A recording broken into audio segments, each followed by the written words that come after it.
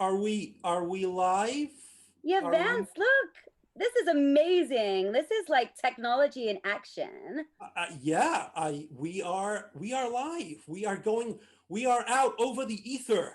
That's amazing, Tammy. It's I, so cool. And Vance, it's so good to see you as well. oh my God, it is so good to see you. My heart is as big as well, it's as big as the Dust Bowl right now because I haven't seen you for so long. Been ages. And we're all here in our separate little, boxes, metaphorical ones, and some of us less fortunate than others, especially dead people. But anyway, let's not think about that. We're here and we're all in isolation. And this is Yeah, really why we wanted to tell a story. We wanted to tell a true story about us because, what have we got right now if we haven't got stories that we can share with each other, right? right. I'm stuck up here in Kodiak Island in Alaska. I'm with the bears.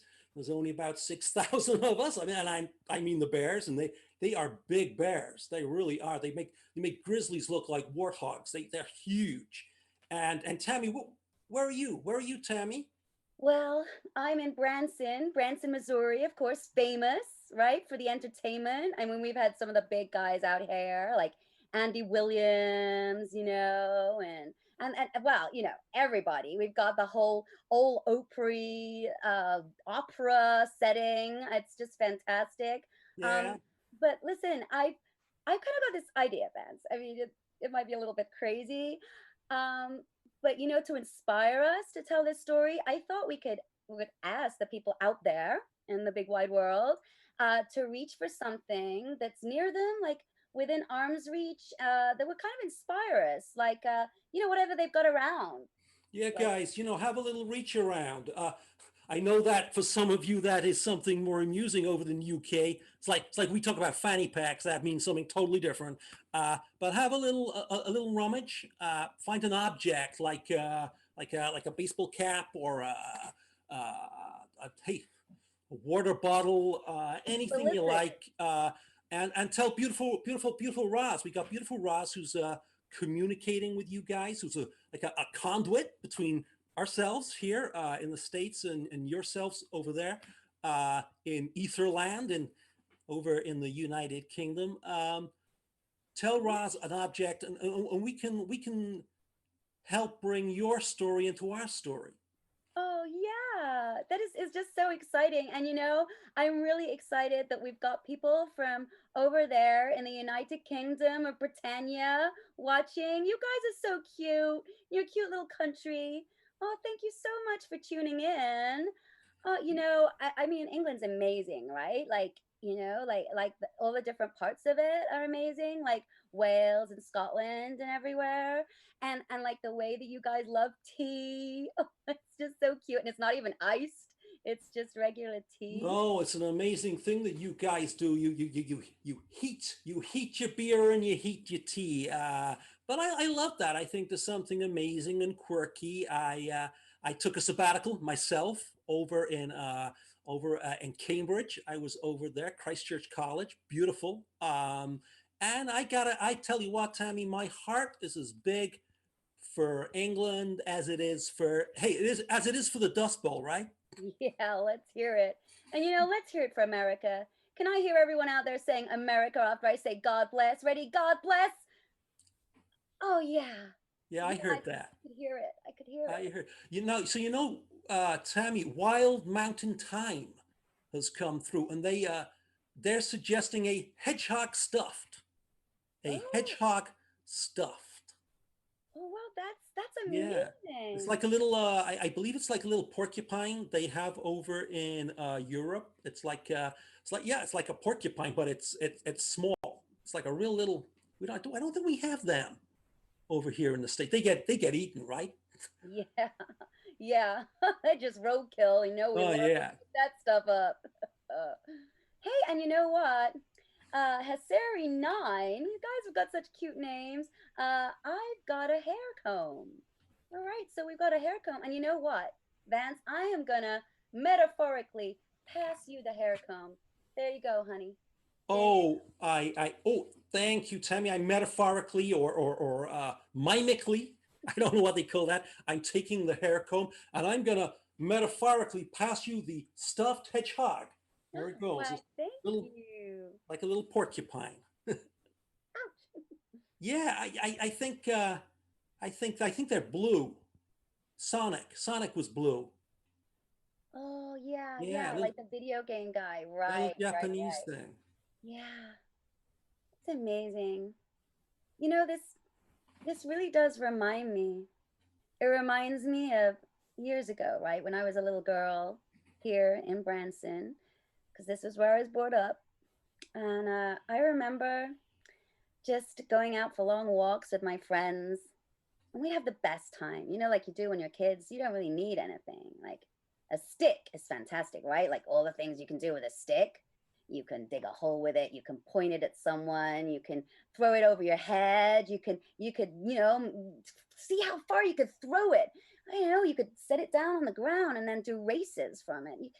Oh my God, like it's so funny because I was thinking about this the other day, and I know this sounds crazy, but I just like really wanted to go out there, you know, and scrub about in the dirt like I did when I was a kid in Branson, and just have fun, simple little things. So yeah, I remember being a kid and doing these things with my friends. There's Eloise. She was a lot taller than me. She was taller than everyone. She was huge. You know, she had all the jokes about her height, but and so she was kind of stooped over. You know, it was sad. She was a lovely girl. Kids can be a little bit mean, you know. So there was Eloise, and there was little Ray. Little Ray, he just followed us around everywhere, picking his nose. Ray the nose picker, that's what we called him. And we go on our little adventures around Branson. Everyone would see us coming. They go, oh look, there's the three odd ones, the tall one and the nose picker, and then there was me, Tammy. You know, and what was so special about me? Well, in those days, I thought nothing at all. I thought I was just like the most average girl in America. I wanted to be bigger and better than average. Like not bigger in a sort of Mama Jones from down the block way, who was huge. Like she would hoover up about 20 donuts just for breakfast. I didn't want to be that kind of big. I wanted to be like, I don't know, known for something, you know? Because of course this was Branson. And even back then we had all of these shows, people coming from all over on coaches, you know, to see. And there's a little bit of lingo for you, Vance. Coaches, I picked that up, and I'll tell you how I picked that up later. And I just wanted to be like that, you know, bring people in to come and see me. But it was just me, Tammy, ordinary girl, pigtails, with a really tall friend called Eloise, and a little friend called Ray who picked his nose. Sometimes he went so deep up in there that blood would come shooting out, and we'd have to mop him up with a leaf or whatever we'd found lying around on the streets. Yeah. You know what else I had? I had a lot of toys.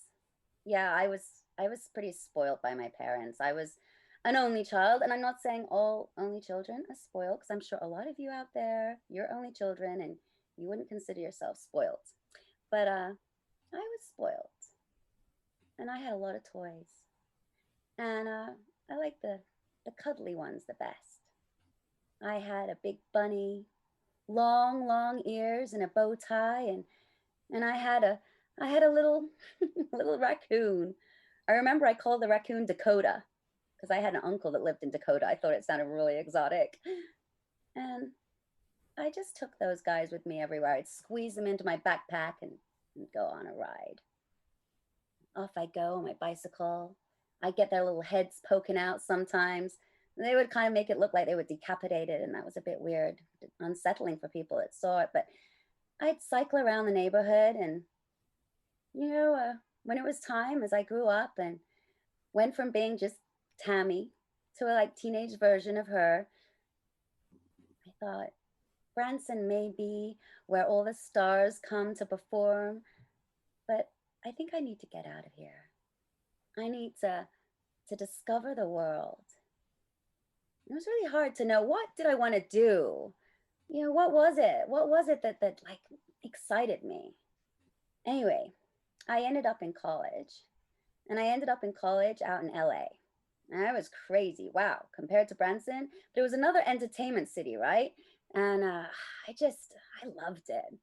the sun, the beaches, the people like doing that fast walking, while talking to their friends and talking to their business people and being like really on it. And God, I just thought that was so exciting.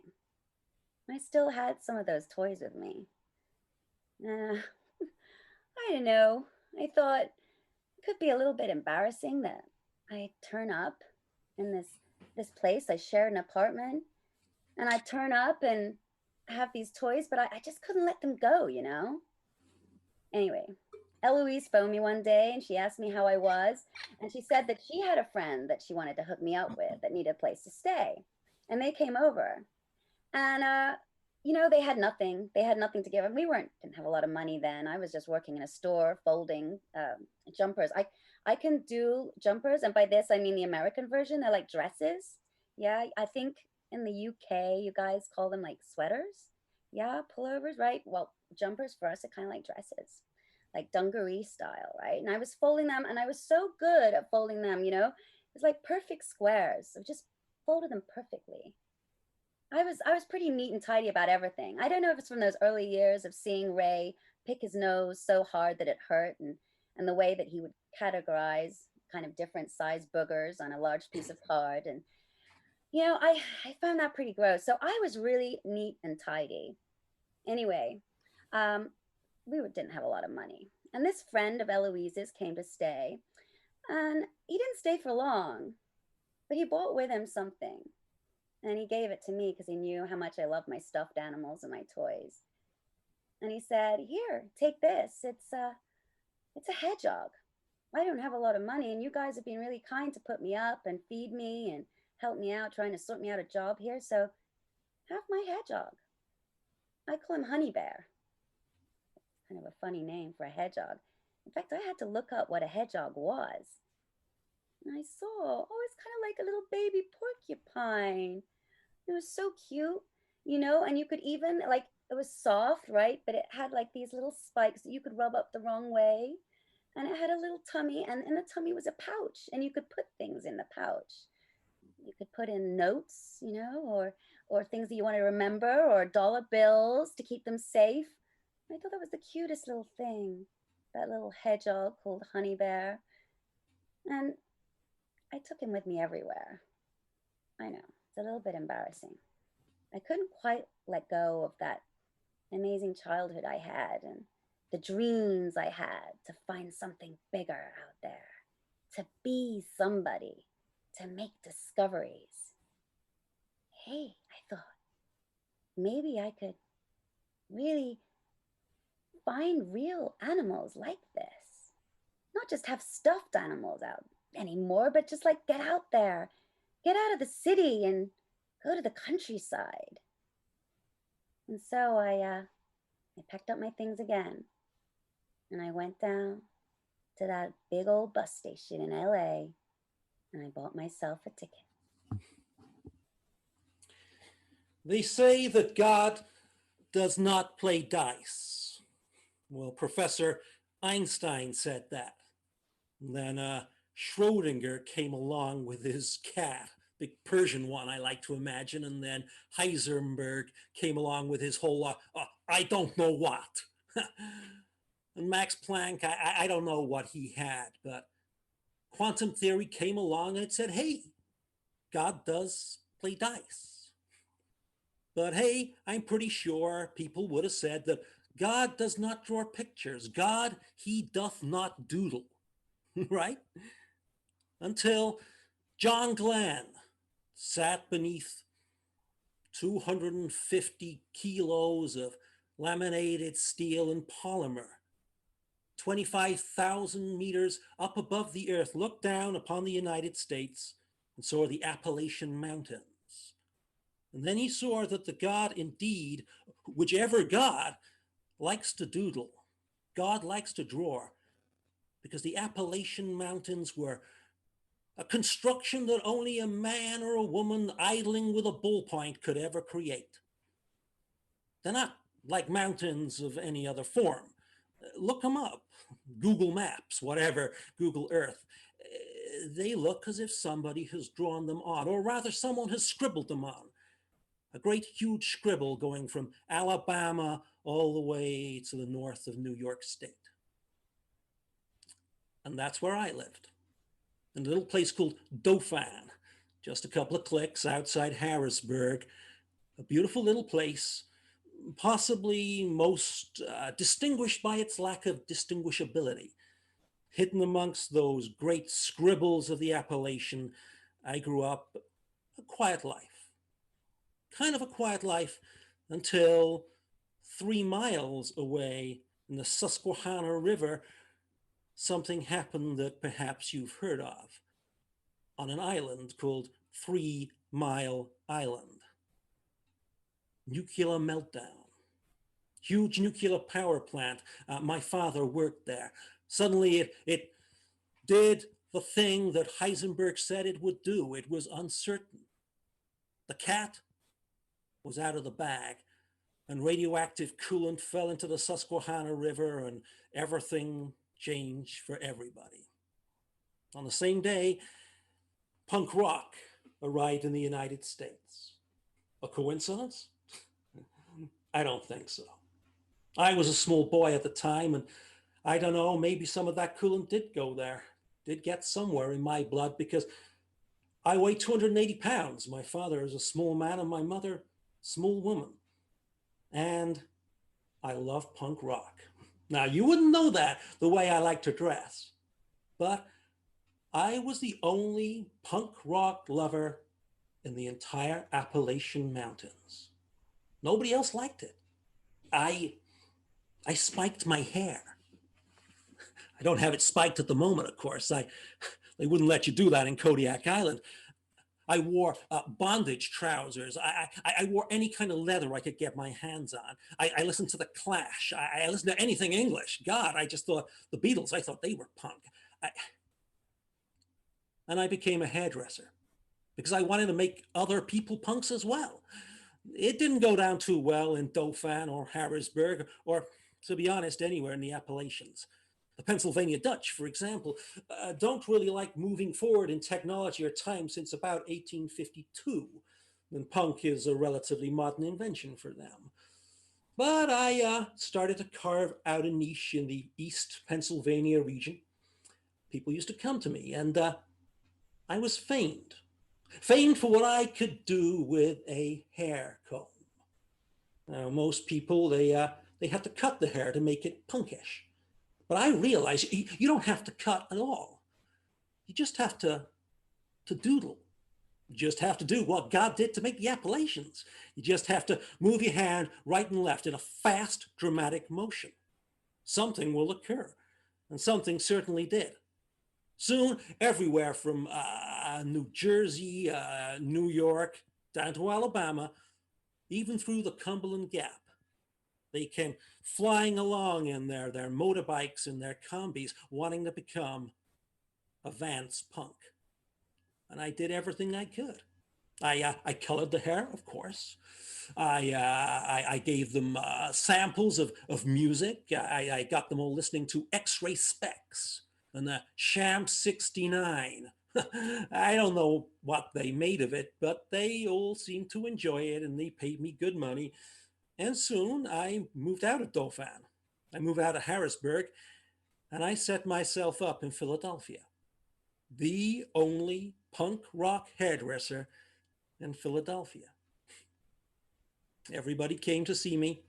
And then one day, a punk rocker of some renown came to see me. He used to sing with the Stooges. I don't know if you know the band.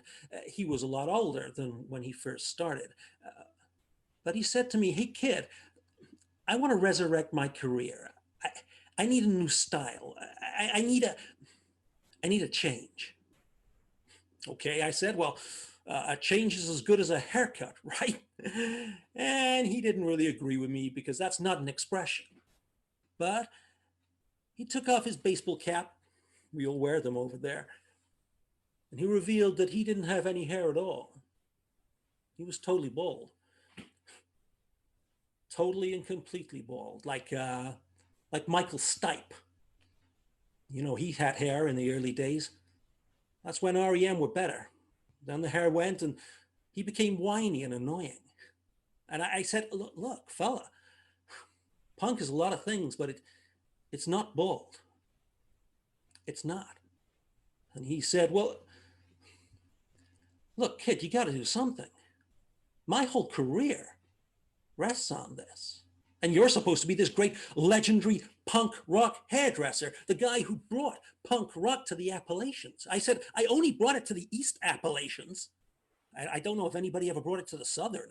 I can't work miracles. And he went away. Well, that night I put on some Stiff Little Fingers, great band, and listened to Alternative Ulster, little track they did, little ditty, all about the troubles in Northern Ireland. And I thought, those troubles were a lot like mine in some ways, intractable. But I thought, if those people can come together, then surely I can make a bald man's hair grow. I called him up the next day. I said, look, come over. I'll see what I can do. And I took my hairbrush and I did something I'd never done before. I doodled. I doodled as hard as I could on that bald man's head. Right and left. I scraged the entire Appalachians into his skull. The man was bleeding. He said he kind of liked it. He said it was kind of punk rock, and I didn't think anything of it. Until a week later, he came in again. He removed his baseball cap and he said, kid, that's regrowth. Wow. There I was on the bus, and I was heading north. And I had Honey Bear, the hedgehog, with me, who was just, I would let poke his nose out of my bag and look through the window. And he'd look through at everything fascinated. I've got to admit, I did talk out loud to my stuffed hedgehog on that bus trip. I was in good company because there were a lot of people on that bus, generally on Greyhound buses, kind of talking and mumbling to themselves. This is why a lot of Americans are really snobbish about public transport. I know it's different over there for you guys. Like, you do it like every day. I mean, some of you don't even have cars, right? I mean, not right now. It's a sore subject right now. I mean, no one's getting on public transport now, apart from the people that have to. But it's not a thing here, apart from those of us that want to hit the open road, and those of us that don't mind mumbling to ourselves. Those of us that have decided to take that breath of freedom and let it fill our lungs like they were two big party balloons, and we weren't gonna let them pop until we'd had a party. So yeah, I was talking to Honey Bear the hedgehog, and I imagine him kind of talking back to me and telling me that everything was gonna be fine. I had left my college career behind me. I'd left my job folding clothes so neatly. I mean, it was still in me, right? Because all of my clothes in my backpack were perfectly folded. I know some people say that if you roll clothes, like, you get more in, but I think you have to know about like how small your clothes can fold down. And if you know that, then actually you can make sure that there's no gaps at all. Anyway, try it, try it. Not now, but later, when you need something to do. Organize your drawers.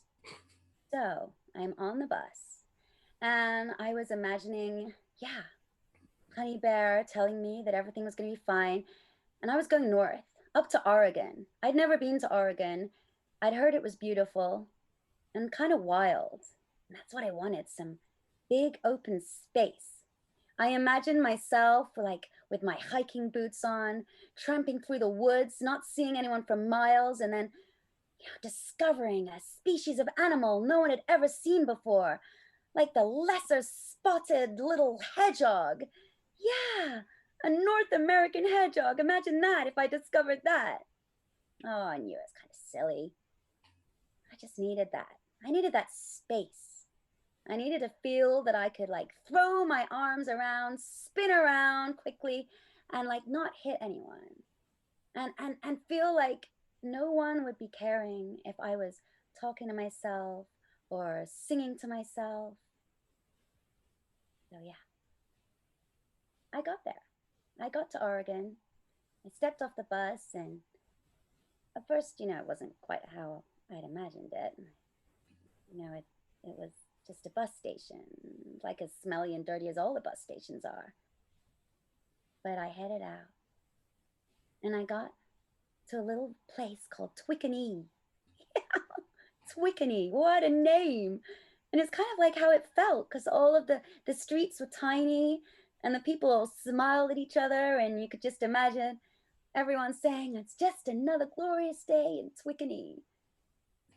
Anyway, it wasn't too far from the coast, and I went out on a boat with some fishermen and caught the biggest salmon you've ever seen. We cooked it right there on the beach. Oh my God, it was delicious. And all the way through it, I had my little hedgehog with me, my honey bear. And in fact, on that one day, the fisherman said to me, "So, what's with the porcupine? Hedgehog," I said. "They're different, smaller." "And, well, what's with it?" said the fisherman. I like to take a little friend with me. It reminds me of where I've come from and where I'm going." "So where are you going?" he said. He didn't want to kind of just have small talk. He wanted to know what was on my mind. And I told him, "I want to be an explorer." Well, like discovering kind of the mouth of the Amazon, whatever it is, the source of the Amazon, he said to me. No, I'm gonna kind of stay heading north," I said, "not south." "So what kind of discoveries are you gonna make?" I'm gonna discover what it is to be American," I said. And he stopped talking to me after that. I think he thought I was just too fly by night. But I knew I was searching for something that I'd never found in Branson or LA. And it seemed to me that the big open spaces were where it had to be, right? And I'd done some of my college degree on zoology, and I felt like that's why I had an affinity with animals. Right, honey bear? He just seemed to stare at me with little glassy eyes. He seemed like he'd stopped talking to me. I realized that for all of my big talk about discoveries, I was as rootless as I'd felt back in LA. But then I saw an advert. This big advertisement on the side of the general store. And it said, "Live tonight, a gig." That's what I needed. I needed to go and dance. I needed to go and let loose and see what it felt like to be free. I was thinking the wrong way. I was thinking that I had to be in a particular place when it was in my mind that I had to be free. The big open space was like that space between my ears. I mean, I know really it should be filled with brains and all those other parts of your body that are there, ear canals, and I believe like your nose joins in, which is really strange. Like that's all connected. But like all of that bit, I imagine just clear, like just for inspiration to fill up and fill in. Who needed a brain when you could go and dance your heart out? And that's what I did that night. I got to that gig and I danced. I jumped up and down. I looked like a yo-yo. I was jumping so high, and that music, it was wild. It was something that they never had in Branson. There was more like easy listening and country with the occasional pop star that couldn't get a gig in Vegas, so ended up there. This was unfettered freedom. I thought this was what it meant to be American. But I heard that this particular music came from England. And that's what I thought. Oh my God, no wonder I love it. Because if a little hedgehog was born in England, then I am gonna love the music that was born there too.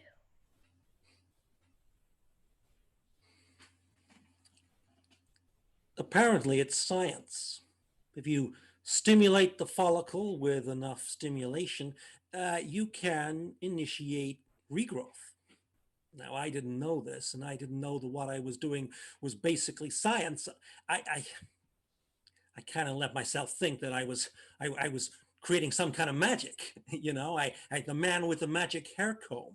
It was a nice looking hair comb. It was bone on the back. I don't know what kind of bone, whale bone, I think, from Nantucket. So not exactly politically correct, but I thought maybe it was imbued with some kind of great oceanic power that brought back the. Look, I didn't really think that. I just like to think that because it didn't take too long until my punk rocker from the Stooges had a full head of hair again. Sure, it was graying, but he looked a different man. He shook my hand. He gave me a large amount of money. I mean, Benjamin Franklin, welcome home, if you know what I mean. And he went back on Route 22 to New York City, a very happy man, saying he will send other people my way. And he did. The next day, I had the former bassist from Crowded House. A week later, I had the ex guitarist, the one that was thrown out of ZZ Top because he could never grow as much hair as the rest. Until finally, about a year later, Michael Stipe walked through my door. Michael Stipe of REM. He sat himself down and he said, "Vance, I want you to make me great again." I was never really a big fan of REM, so I couldn't really say I can make you great again. And I said, that's not even a very good slogan nowadays. But he insisted. So I got to work with the comb. I said, this is going to hurt you. It's going to hurt you more than Automatic if the People hurt me. You know what I mean? But he sat down and I diligently worked. I developed quite substantial forearms during this time.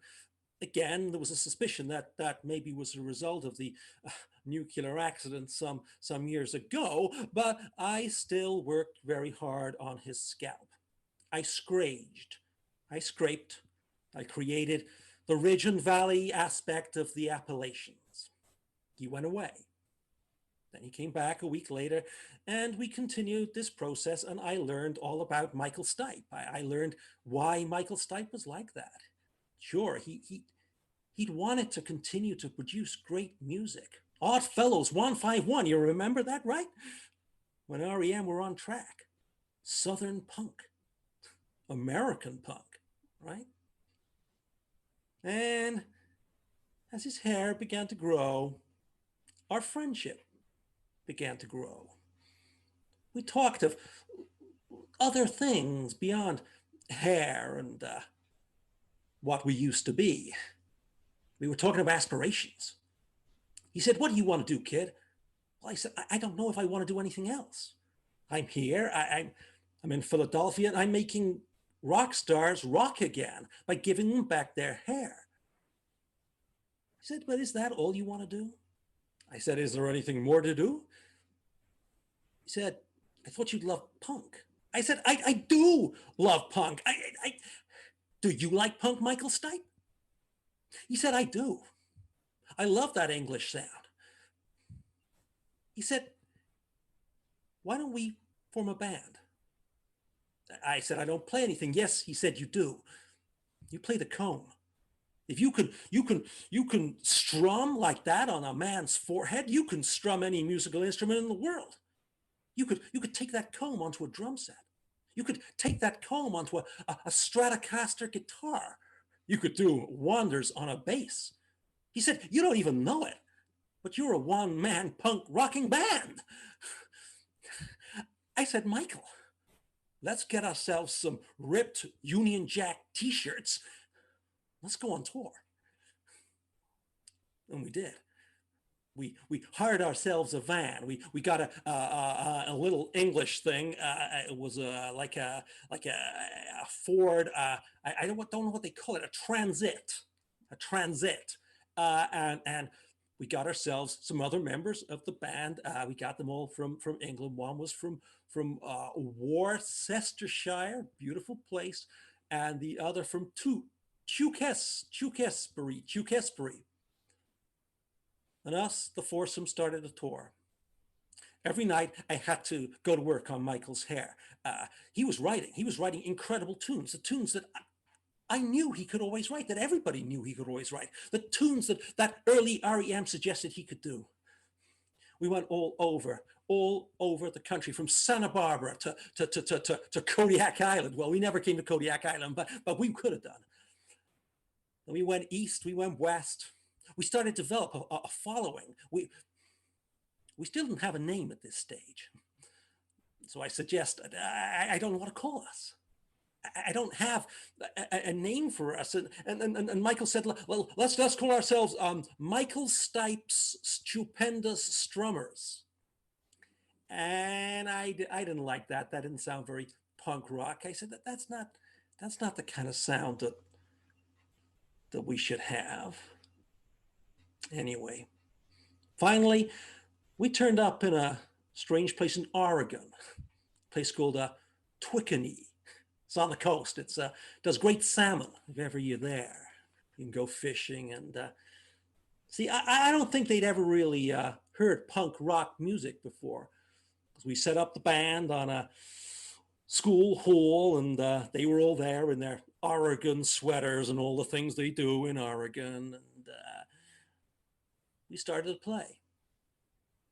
And then the music burst and they pogoed like they'd never pogoed. And as they did so, I could see a figure, beautiful figure, the figure of a young girl bouncing up and down. And in her hand was like a little stuffed porcupine. It was my hedgehog, of course. I was jumping up and down. I was waving it in the air. I brushed up its little fur so it's standing right on end. And I'd done my hair. And I had a lot of it. I mean, I've always had a lot of it. But I'd scrunched it up and I'd put colors in it. I'd run into the bathroom when this music had excited me so much, and I'd grab the spray from the girl next to me and I'd sprayed it up as high as it could go. And me and my little hedgehog, we looked like a unit. And that sound,